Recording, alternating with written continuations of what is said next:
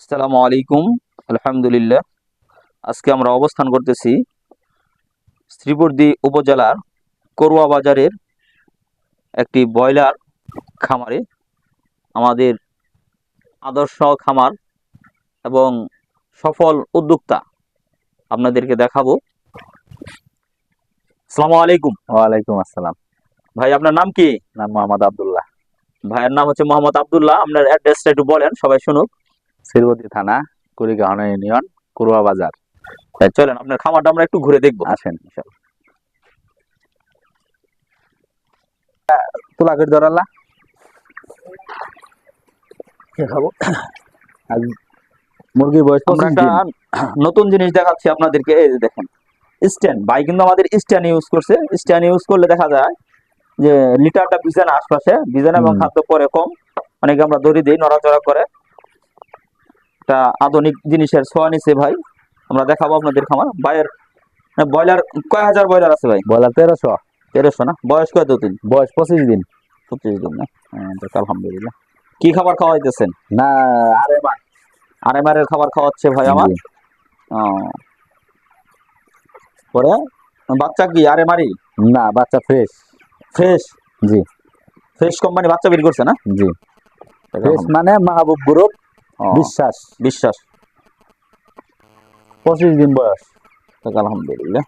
মুরগি অনেক সুস্থ আছে, হালকা একটু ঠান্ডা আছে।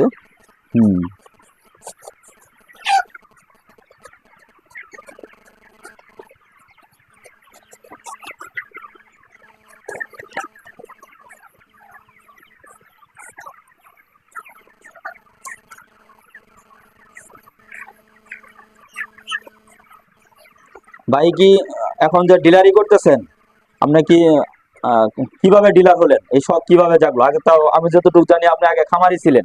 খামারি থেকে আস্তে আস্তে, এবং আমি যতটুকু জানি আপনি একটা টেকনিশিয়ানও ছিলেন, যে মুরগির ঠুট চেক দিতেন। জি জি।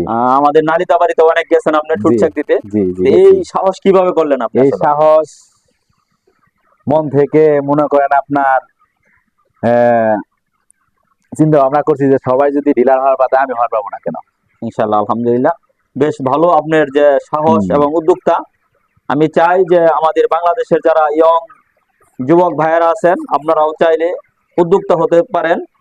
আসলে কেউ মায়ের পেট থেকে বড় হয়ে জন্ম নেয় না, আর কেউ টাকাওয়ালা হয়ে জন্ম নেয় না। আস্তে আস্তে বড় হতে হয়।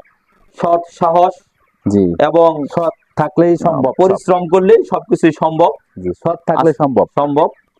ভাই কত টাকা পুঁজি দিয়ে এই ব্যবসা শুরু করছিলেন? 200 টাকা। 200 টাকা। কত সনে? 10 বছর আগে। 10 বছর আগে ভাই এই সেক্টর আসছিল 200 টাকা। তখন 200 টাকার অনেক মূল্য ছিল, যেহেতু ভাই টেকনিশিয়ান ছিল।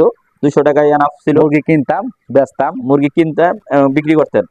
এখন আপনার আন্ডারে কয় হাজার মুরগি আছে? 15,000 ব্রয়লার আছে, 5-6 হাজার সোনালী আছে। দেখ আলহামদুলিল্লাহ। ভাইয়ের 15,000 নিজস্ব সেট না? জি। আর 5-6 হাজার ব্রয়লার না? জি। সোনালী 5-6 হাজার। সোনালী 5-6 হাজার, ব্রয়লার আছে 15,000। প্রায় অনেক টাকার ব্যাপার এখানে। আপনারা যারা এই সেক্টরে আছেন জানেন, আমি আর টাকার অঙ্কটা বলতেছি না।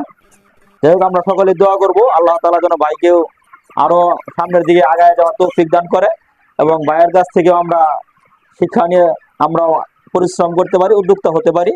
আল্লাহ তাআলা চাইলে আপনাকে আমাকেও এক সময় দেখা গেছে ভাইয়ের চেয়ে আরো বড় ডিলার হিসাবে আমাদেরকে আল্লাহ তাআলা বানাইতে পারে।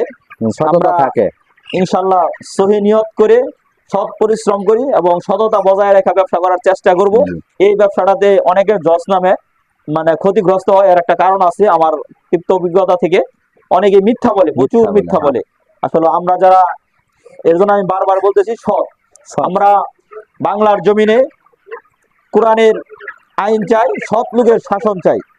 আমরা সৎ ব্যবসায়ী প্রতিষ্ঠিত করতে পারলে আমাদের বাংলাদেশ থেকে দুর্নীতি মুক্ত করা সম্ভব। আর যদি আমরা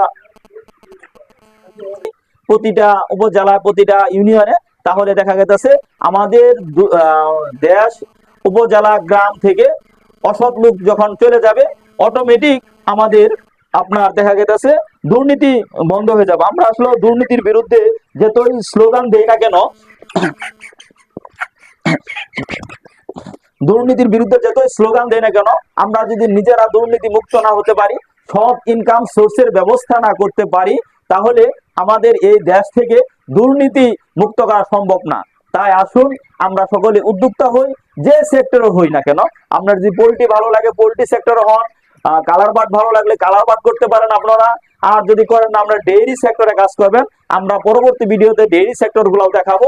আসলেও পরিশ্রম করলে সবই সম্ভব। আজকে এই পর্যন্তই। আল্লাহ হাফেজ। আসসালামু আলাইকুম।